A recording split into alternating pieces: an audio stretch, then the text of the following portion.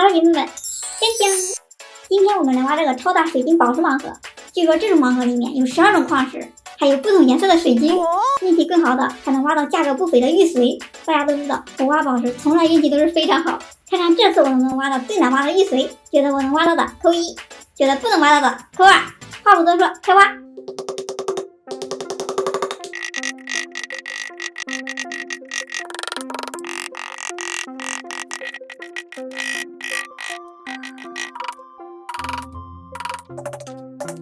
这个好难挖呀，比那种沙子的更坚实。我修一下手，敲的胳膊都有点酸。Later。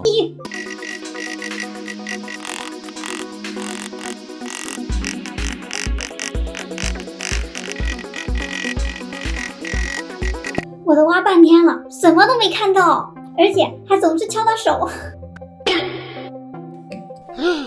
算了，我还是用这个木铲直接铲吧。感觉这还快一些。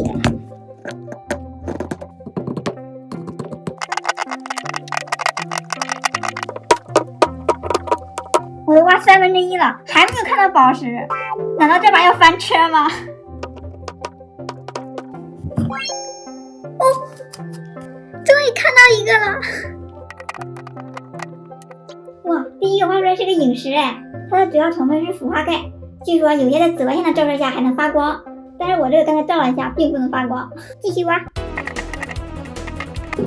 哦，又一个，这次挖出来好快啊！第二个居然挖到了黄水晶，据说它象征着财运。看看第3个挖了什么。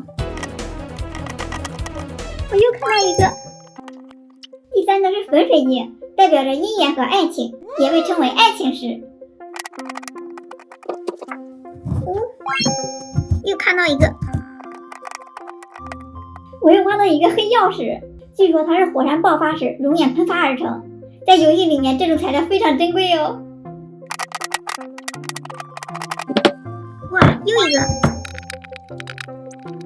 卡得好紧啊！我看到里面还有一个，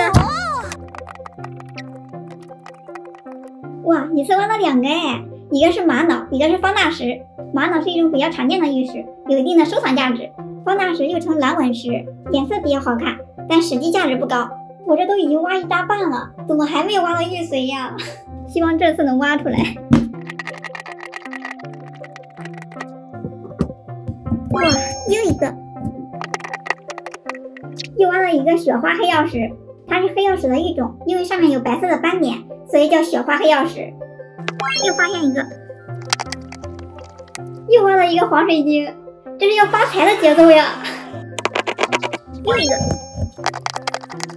这看着有点眼熟哎。哦，原来是个紫水晶，我还以为是个黑曜石呢，因为它这种深紫色的。紫水晶象征着智慧。玉髓在哪呀？怎么还没有挖到呀？哇！又挖到一个红碧玉。不是玉髓，红碧玉是可以用来做珠宝的宝石，质地非常的硬。又挖到一个，感觉这个好大呀！又挖来一个绿东陵，这个也好漂亮啊！它是由石英制作而成，颜色比较像玉石，但实际价值也不高。又一个，哇，终于挖到了玉髓！大家冲着它点小心心，保佑你们心愿都能达成。玉髓是最古老的玉石品种之一，在低温和低压条件下形成。看这里面还有什么？现在还剩这一点了，还是什么都没挖到呢。什么都没有了。挖了3个小时，终于把它挖完了。这个石头真的非常的坚硬，铲子都挖断了。这次最后开出了玉髓，还开出来2个黑曜石，运气太好了。